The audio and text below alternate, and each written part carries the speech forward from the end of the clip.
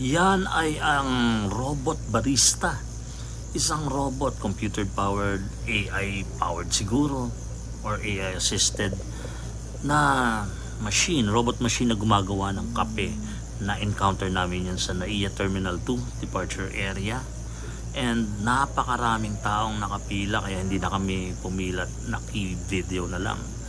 I'm sure it's for the experience dahil marami namang bilihan ng kape dyan. Pero syempre kakaiba ito at bago.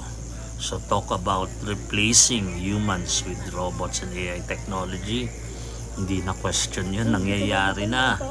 So next time siguro susubukan kong tikman ang kape nito. Kung masarap nga ba, kung at par nga ba with sa timpla ng mga tao. Pero yun nga, in terms of napapalitan na ba ang tao sa trabaho ng mga robots? Eto na po yun. It's happening now.